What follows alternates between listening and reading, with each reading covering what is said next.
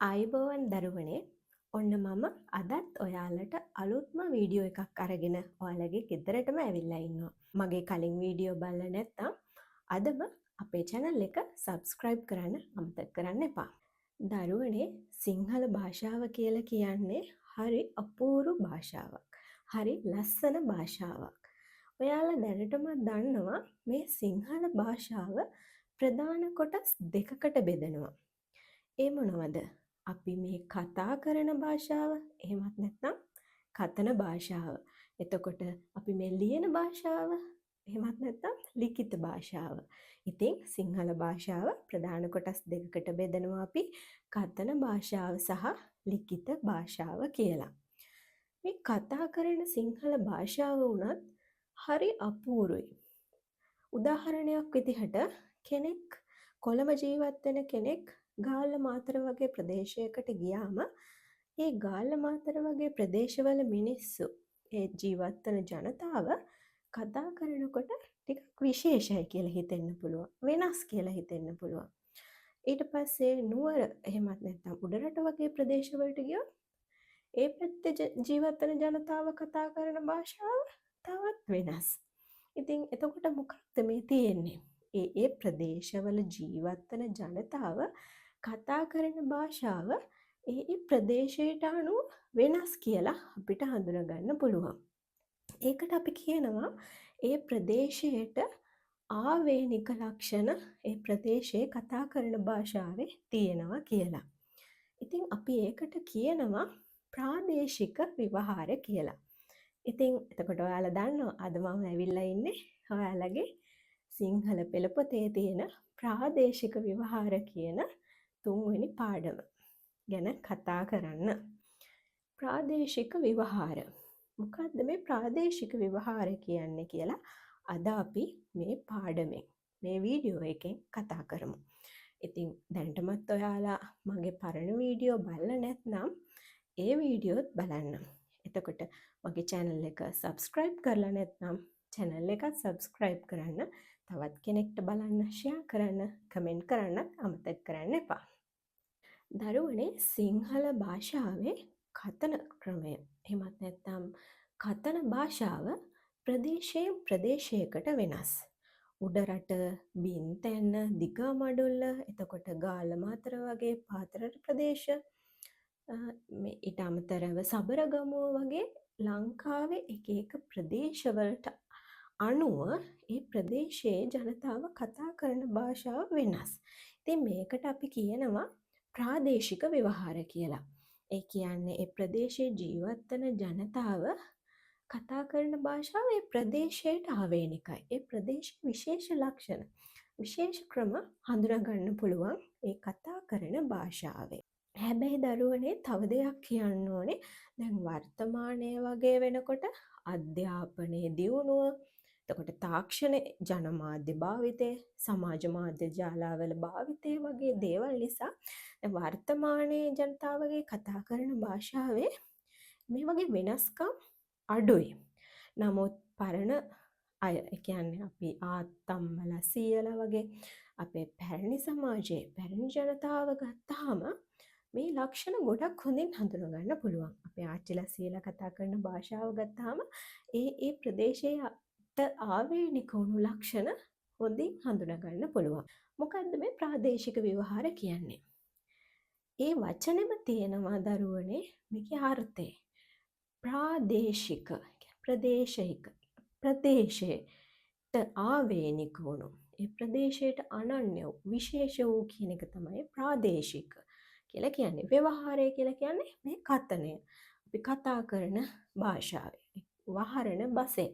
ඉතින් මේ ප්‍රදේශයට ආවේනික වූ ලක්ෂණ කතා කරන භාෂාවේ හඳුනා ගන්න පුළුවන් වීම තමයි මේ පාඩමේ ඔයාලට විස්තර කරලා තියෙන්නේ. මහාචාර්ය ජේ.බී. දිසානායකගේ පොතක් තියෙනවා දරුවනේ සිංහල ජනවහර කියලා. අන්නේ සිංහල ජනවහර කියන පොතෙන් ඒ ග්‍රන්ථයෙන් තමයි ඔයාලගේ මේ පාඩම අරගෙන තියෙන්නේ. ප්‍රාදේශික ව්‍යවහාර කියන මේ පාඩම සකස් වෙලා තියෙන්නේ මහාචාර්ය ජේ.බී. දිසානායකගේ සිංහල ජනවහර කියන මේ ග්‍රන්ථයේ. එතකොට දරුවනේ දැන් ඔයාලට මේ පාඩම අධ්‍යයනය කරන්න පහසුව සඳහා මම ප්‍රදේශ කිහිපයකට අනුව වෙන් කරලා මේ වීඩියෝ එකෙන් විස්තර කරන්නම්. මුල්ම කොටසේදී විශේෂයෙන්ම මේ පාඩමේ මුල්ම කොටසේදී හමු වෙන්නේ මොනරාගල දිස්ත්‍රික්කයේ භාවිත වෙන භාෂාව අපි කතා කරන භාෂාවේ තියෙන විශේෂ ලක්ෂණ ගැන තමයි මේ පාඩමේ මුල්ම කොටසේ අන්තර්ගත වෙලා තියෙන්නේ. මම මුලින් කිව්වා වගේ මොනරාගල බින්තැන්න දිගාමඩුල්ල සබරගමුව එතකොට නුවර දකුණ වන්නේ වගේ මේ ප්‍රදේශයෙන් ප්‍රදේශයට අපි කතා කරන භාෂාවේ විශේෂ ලක්ෂණ අනන්‍ය වූ ආවේනික වූ ලක්ෂණ තියෙනවනේ. ඉතින් මොනරාගල කියලා කියන්නේත් කතා කරන භාෂාවේ විශේෂ ලක්ෂණ හඳුනා ගන්න පුළුවන් ඉතා අපූර්ව භාෂාවක් තියෙන ප්‍රදේශයක්. ඉතින් ඒ නිසා මේ පාඩමේ මුල්ම කොටසේ තියෙන්නේ මොනරාගල ප්‍රදේශයේ ජීවත් වන මොනරාගල දිස්ත්‍රික්කයේ ජීවත් වන ජනතාව අතර පාවිච්චි වෙන කතා කරන භාෂාවේ තියෙන විශේෂ ලක්ෂණ ගැන තමයි පාඩමේ මුල්ම කොටසේ තියෙන්නේ. අපි බලමු මොනවද ඒ ලක්ෂණ කියලා. දරුවනේ මේ මුල් කොටසේ පාඩමේ මුල් කොටසේ තියෙනවා මොනරාගල ජනතාව කතා කරන භාෂාවේ හමුවන විශේෂ ලක්ෂණයක් ගැන. ඒ තමයි අපි සාමාන්‍ය භාවිතයේදී සාමාන්‍ය සිංහල භාෂාවේදී අපි යොදා ගන්නවා බහු අර්ථය දෙන්න වල් ප්‍රත්‍ය. කියන්නේ වල් ප්‍රත්‍ය අපි යොදාගන්නේ බහු අර්ථය දෙන්න. හැබැයි මේක මොනරාගල ප්‍රදේශයේ ජනතාව පාවිච්චි කරන්නේ වෙනස් විදිහකට. මම කියන්නේ මේ කතන භාෂාවේදී ඒ කොහොමද කියලා උදාහරණ ඔයාලගේ පොතේ දීලා තියෙනවා. ඒක එකක් තමයි වැටවල්. දැන් වැට කිව්වහම ඒක වචන වැට වැටක් කියන්නේ ඒක වචනනේ.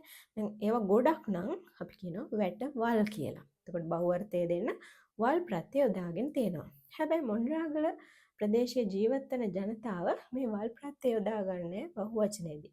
ඒ වෙනුවට යොදාගන්නේ එහෙමත් නැත්නම් බිඳුව. උදාහරණයක් මම කියන්නම්. වැටං වැටවල් වෙනුවට වැටං. එතකොට වල් ප්‍රත්‍ය හැලිලා වල් ප්‍රත්‍ය නැහැ. වැටවල් වැටං. එතකොට ගොඩවල් කියන්න මොනරාගල මිනිස්සු කතා කරනකොට ගොඩන් කියනවා. ඔය කිව්වහම ගලාගෙන යන ඔයකට අපි ඔයක් කියනවා. ඒතකොට ගොඩක් නම් ඔයවල් කියනවා.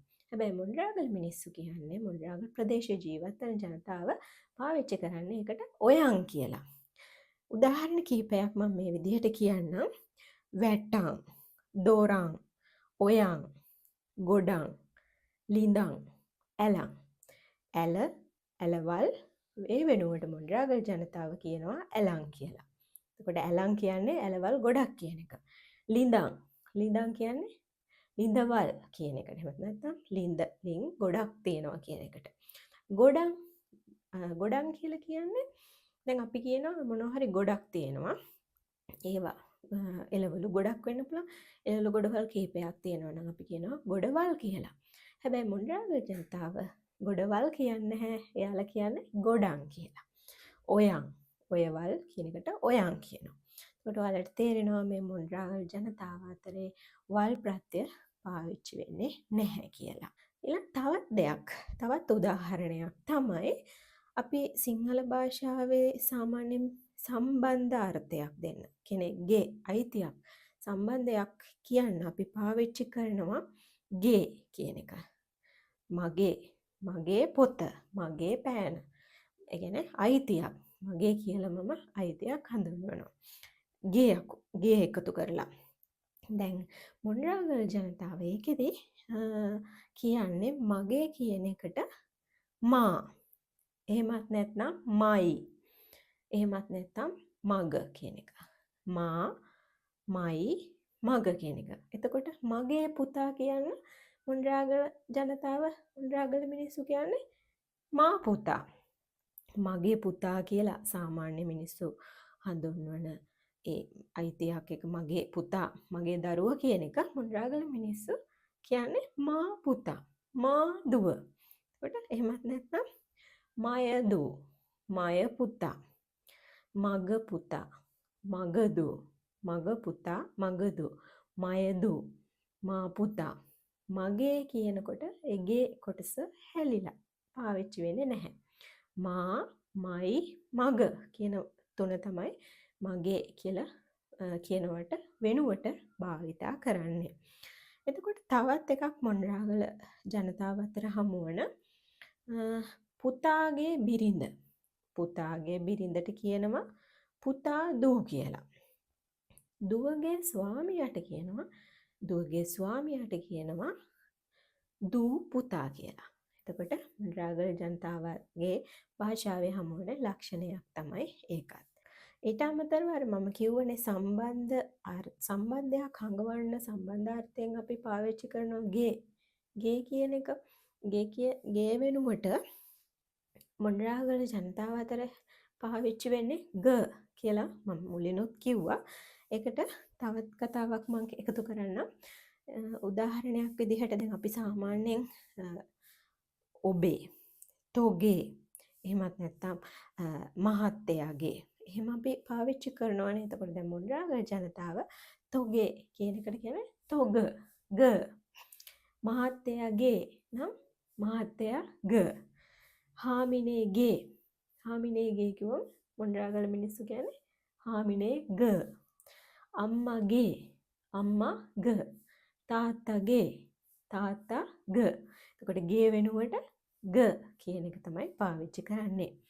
අම්මගේ, අම්මාග. තාත්තගේ, තාත්තාග. හාමිනේගේ, හාමිනේග. එතකොට ගේ වෙනුවට ග. ඒක තවත් උදාහරණයක්. තව උදාහරණයක් තමයි දරුවනේ මොණරාගල ජනතාව කතා කරන ව්‍යවහාර කරන භාෂාවේ තියෙනවා විශේෂ ලක්ෂණයක්. අතීත කාල ක්‍රියාවක් අපි කියන්නේ කැඩුවා, බැලුවා, අපි කරලා අවසන් වුණ අතීත කාල ක්‍රියාවක් කරනකො ඒක පාවිච්චි කරන්නේ අපි කැඩුවා කිව්වහම මොණරාගල ජනතාව ඒකට කියන්නේ කඩව්වා කියලා. බැලුවා මොණරාගල ජනතාව ඒකට කියන්නේ බලව්වා. ගැහුවා, ගහව්වා, ඌවා කියලා තමයි මේ අතීත කාල ක්‍රියා අවසන් කරන්නේ කියලා එකෙන් ඔයාලට පැහැදිලි වෙනවා. ඊළඟට තවත් හරි අපූර්ව දෙයක් තියෙනවා මේ මොණරාගල ජනතාව අතර කතා කරන භාෂාවේ හමු වෙන ටිකක් අලුත් වචන වගේ පේන්නත් පුළුවන් ඔයාලට. දැන් වර්තමානයේ නම් මේ වගේ වචන භාවිතා වෙනවා ගොඩක් අඩුයි. මම කිව්වේ අධ්‍යාපනයේ තාක්ෂණයේ බලපෑම, සමාජ මාධ්‍ය ජාලවල බලපෑම වගේ දේවල් නිසා ගොඩක් මේ ව්‍යවහාර භාෂාවේ මේ ලංකාව පුරාම සිංහල භාෂාවේ දැන් මේ ආවේනික ලක්ෂණ ගොඩක් අඩුයි. පොදු මට්ටමකට ඇවිල්ලා තියෙනවා. නමුත් මේවා ඉස්සර කාලේ ආච්චිලා සීයලා නම් ඉතා හොඳින් පාවිච්චි කරනවා. ආච්චි කෙනෙක් සීය කෙනෙක් කතා කරනවා අහන් හිටියොත් ඔයාලට හඳුනගන්න පුළුවන්. දැන් අපි සාමාන්‍ය නිදා ගන්නවා කියලානේ කියන්නේ. හැබැයි මොණරාගල ජනතාව මේකට කියන්නේ කුදහව්වා කියලා. දැන් විසි කරා කිව්වහම ගහමව්වා. නිදාගත්තා කියන එකට කුදහව්වා කියන වචනේ පාවිච්චි කරනවා මොණරාගල ප්‍රදේශවලදී.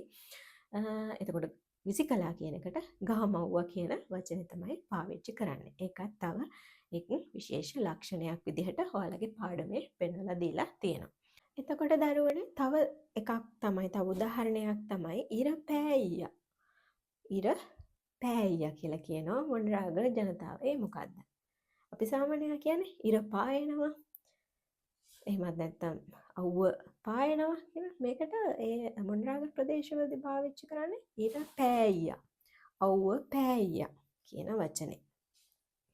එතකොට අපි දැක්කා කියන එක වෙනුවට මොණරාගල ප්‍රදේශවලදී පාවිච්චි කරන්නේ දුටා කියන එක. දැක්කා කියන එකට දුටා. එතකොට වෙලා මොකක් හරි සිදුවීමක් සිදු වෙලා කියන එකට වෙලා කියන එකට විලා. කරදරයක් සිදු වෙලා කියන කරදරයක් සිදු විලා කියන වචනේ පාවිච්චි කරනවා. අර දුටා කියන එකට උදාහරණයක් මම කියන්නම්. දැක්කා කියන අර්ථයෙන්නේ ඔය දුටා කියන වචනේ පාවිච්චි කරන්නේ. ඒක දුටා මං කඩමණ්ඩියේදී. ඒ කියන්නේ එයා මං දැක්කා කඩමණ්ඩියේදී කියන එක. ඒක දුටා මං කඩමණ්ඩියේදී කියලා තමයි මොණරාගල ප්‍රදේශවලදී පාවිච්චි කරන්නේ. එතකොට වෙලා කියන එකට උදාහරණයක් කිව්වොත් රෑවිලා මං ඕක අරන් එන්නම් රෑවිලා. ලොකු වෙලා ඒකි දැන් ලොකු වෙලා විලා කියන වචනේ පාවිච්චි කරනවා. වෙලා කියලා වෙනුවට විලා කියන වචනේ පාවිච්චි කරනවා මේ මොණරාගල ප්‍රදේශවලදී. එතකොට දැන් අපි තව උදාහරණයක් ගත්තොත් අපි කියනවානේ දැන් අපි කාට හරි විධානයක් දෙනකොට මොකක් හරි විධානයක් දෙනකොට අපි කියන්නේ කොහොමද ඒක? කරපං, බලපං, බීපං කියලා විධානාර්ථයෙන් අපි කියන වචන තියෙනවනේ සාමාන්‍ය පොදු ව්‍යවහාරයේදී. එතකොට මේ මොණරාගල ප්‍රදේශවලදී පං වෙනුවට ප තමයි පාවිච්චි කරන්නේ. උදාහරණයක් කරපං වෙනුවට කරප, බලපං වෙනුවට බලප, බලප මේක දිහා, ඒ කියන්නේ බලපං මේක දිහා කියන එක. ඔය වැඩේ ඉක්මනින් ඉවර කරපං කියලා අපි සාමාන්‍යයෙන් කියන වචනේ ඒ මොණරාගල ප්‍රදේශවලදී එතකොට කියන්නේ කරප, ඔය වැඩේ ඉක්මනට කරපං ඉක්මනට කියන එක කරප. ඒ කියන්නේ පං සාමාන්‍ය ව්‍යවහාරයේ අපි පාවිච්චි කරන පං වෙනුවට ප කියන එක තමයි පාවිච්චි කරන්නේ. කරප, බලප, බීප, දුවප වගේ.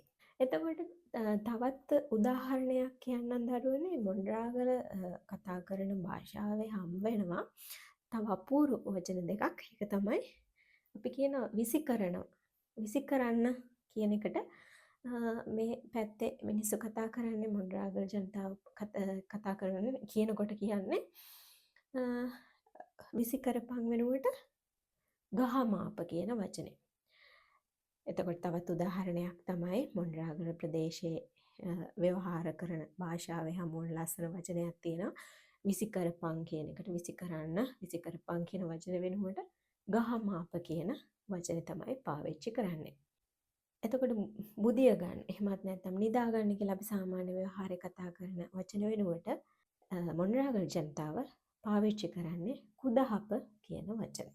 ඉක්මනින් කුදහප, රෑ බෝ වෙලා කුදහප කියන්නේ කළුවර වැටලා ඉක්මනින් නිදාගන්න කියන. කුදහප කියන්නේ නිදාගන්න කියන අර්ථයෙන්. ඒ වගේම තමයි දරුවනේ දැන් අපි මං ඉස්සෙල්ලා කියලා දුන්න විධානයක් කරන විදිහ. ආදරෙන් කියනකොට විධානයක් උනත් ආදරෙන් කරනවා නම් කියන්නේ දරුවෙක්ට, හිතවතෙක්ට වගේ අපි ආදරෙන් ලෙන්ගතුව කරනකොට කොයි කියන කොටස එකතු කරනවා. වරෙන් කොයි, ඒ කියන්නේ එන්නකෝ කියන එකට වරෙන් කොයි, ඉඳගනින් කොයි, බීපං කොයි, මේ වතුර ටික බීපං කොයි, කොයි කියලා පාවිච්චි කරන්නේ අර විධානයක් උනත් ආදරෙන් කරනකොට කොයි කියන කොටස එකතු කරගන්නවා. තව උදාහරණ කීපයක් කියන්නම්. වරෙන් කොයි, බලපං කොයි, දුවපං කොයි. මං එද්දී යන් කොයි, මං එද්දී යන් කොයි. කියන්නේ මං එද්දී යන්න කියන එකට මං එද්දී යන් කොයි කියලා පාවිච්චි කරනවා. තවත් එකක් තමයි දරුවනේ අපි දැන් කියනවා යනතුරු. එහෙමත් නැත්නම් කපන තුරු, මේ වැඩේ කරන තුරු, තෙක් කියන මේ වචන වෙනුවට මොණරාගල ජනතාව පාවිච්චි කරන්නේ යනතුරු කියන එකට යද්දින්, කපන තුරු කියන එකට කබද්දින්. මම මේ කොස්කිඩිය කපද්දින් හිටුකෝ, මම මේ කොස්කෙඩිය කපද්දින්, මම මේ වතුර ටික බොද්දින් ඉඳින්. අර දින් කරන තුරු කියන එකට මම මේක ලියද්දින් ඉඳු, මම මේක කද්දින් හිටු. අර ඒ වගේ දින් කියන කොටස පාවිච්චි කරනවා. තවත් උදාහරණ කියන්න. වහිද්දිත්. ඒ කියන්නේ වහිද්දිත් කියලා කියන්නේ වහින්නටත් කියන එක. කියද්දිත්, කියන්නත් කියන එක. බලද්දිත් කියන්නේ බලන්ටත් කියන එක. එතකොට මේ මොණරාගල කතන භාෂාවේ තියෙන විශේෂ ලක්ෂණ කීපයක්ම දැන් ඔයාලත් එක්ක මම කතා කරා. ඒ පහසුවෙන් ඔයාලට තේරෙන්නේ නැති කියලා මම හිතනවා. තවත් එකක් තමයි දරුවනේ අපි කියන පමා නොවි, එහෙමත් නැත්නම් නිදා ගන්න නැතුව ඉන්න, පරක්කු වෙන්නේ නැතුව ඉන්න කියන එකට කුදහන්න නැතුව වරෙල්ලා කියන්නේ. කුදහන්න නැතුව වරෙල්ලා. කා සමග ගියාද කියලා අහන්නේ මොක්කු කැටුම් පණන් උනේ. මොක්කු කැටුම් පණන් උනේ කියන්නේ කා සමග ගියාද කියන එක. පරක්කු වෙන්නේ නැතුව එන්න කියනකොට කුදහන්න නැතුව වරෙල්ලා කියනවා. එතකොට කා සමග ගියාද කියන එක අහන්නේ මොක්කුම් කැටුම් පණන් උනේ කියලා තමයි අහන්නේ. එතකොට මේකට උත්තරේ මන් දන්නේ නැහැ කියලා දෙනවනම් කොහොමද කියන්නේ? මේ මොක්කුම් කැටුම් පණන් උනේ කියලා අහනකොට ඒක දන්නේ නැත්තම් කියන්නේ කවුද්දන් කියලා. දන්නේ නැහැ කියන එක ව්‍යවහාර කරනවා මොණරාගල ඒකට විශේෂ වචනයක් කියනවා කවුද්දා කියන එක. ඊට අමතරව දරුවනේ මේ මොණරාගල ජනතාව අතර පාවිච්චි කරන මේ භාෂාවේ කතා කරන භාෂාවේ තියෙනවා තව විශේෂ ලක්ෂණයක්.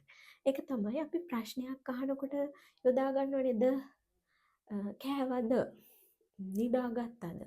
ඒ වගේ ද අකුරෙන් අපි අවසන් කරන්නේ ප්‍රශ්නාර්ථයක් අහනකොට ප්‍රශ්නයක් අහනකොට ද වලින් අවසන් කරනවානේ. හැබැයි මොණරාගල ජනතාව මේ ද පාවිච්චි කරන්නේ නැහැ. එතකොට කොහොමද? කොහොමද අපි ඒක දැනගන්නේ මෙයා ප්‍රශ්නයක් දැහුවේ නැත්නම් උත්තරයක්ද දුන්නේ කියලා? ඒකට විශේෂ ක්‍රමයක් තියෙනවා දරුවනේ. මොණරාගල ජනතාව ඒ කතා කරන භාෂාවේ හඬ උස් පහත් කරන ක්‍රමයක් තියෙනවා. ඒ හඬ උස් පහත් කරන ක්‍රමයෙන් තමයි මේක ප්‍රශ්නයක්ද මේක උත්තරයක්ද කියලා හඳුනාගන්න තියෙන්නේ. ඔයා දවල්ට කෑවද? ඔයා කෑවද කියලා අහනකොට අපි ද දාලා අහනවා. හැබැයි මොණරාගල ජනතාව අහන්නේ එහෙම නෙවෙයි. මොණරාගල මිනිස්සු කතා කරන්නේ එහෙම නෙවෙයි. ඔයා කෑවා? එතකොට මොකක්ද තියෙන්නේ? හඬේ උස් පහත් වීමක්. ඒ ස්වරයෙන් තමයි හඳුනාගන්නේ. ඔයා නෑවා? ඔයා කෑවා?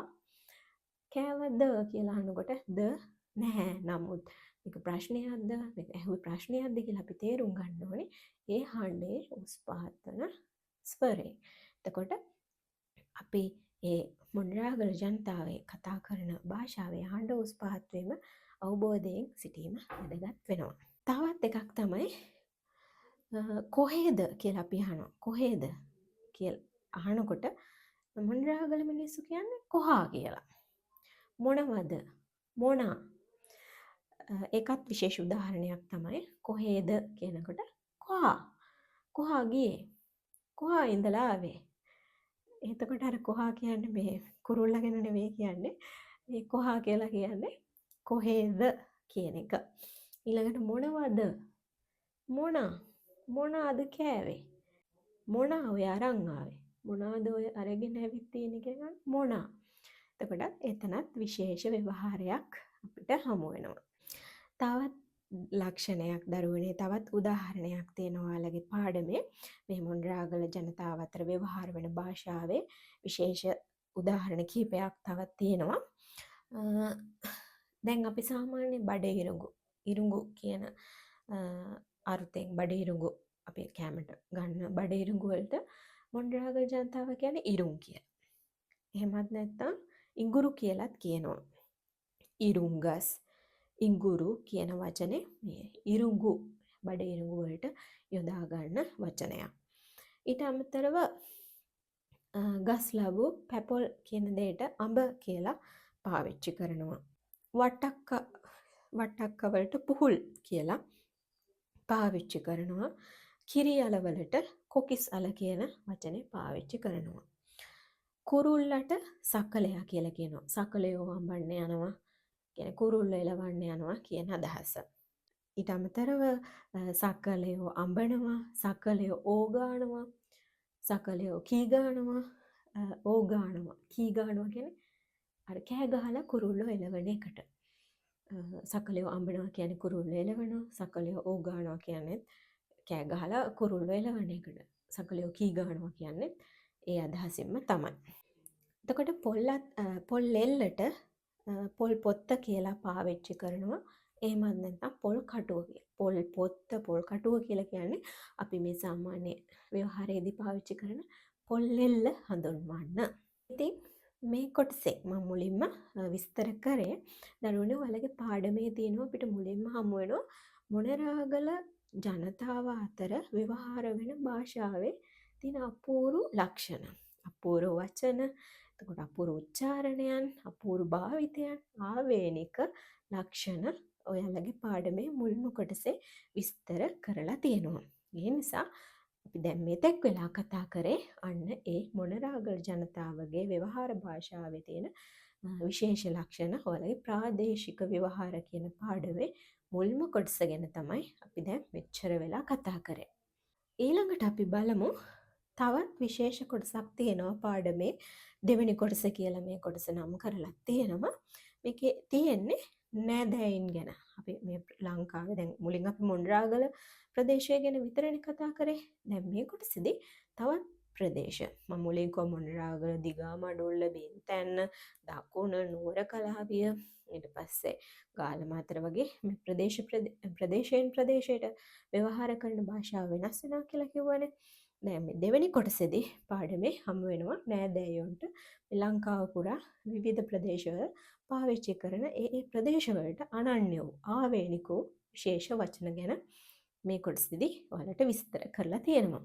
එහෙනම් දරුවනේ මේ පාඩමේ දෙවෙනි කොටස අපි තවත් වීඩියෝ එකකින් බලමු. මගේ channel එක subscribe කරලා නැත්නම් දැන්ම subscribe කරන්න, යාළුවන්ටත් බලන්න, share කරන්න, like කරන්න, comment කරන්නත් අමතක කරන්න එපා.